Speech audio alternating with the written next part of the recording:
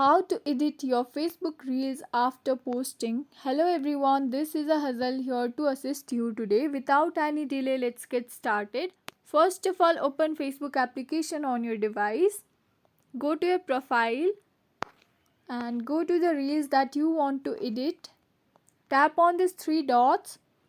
As here you can see, there are the options such as edit privacy, hide from profile, delete, but there is no any options for editing this post.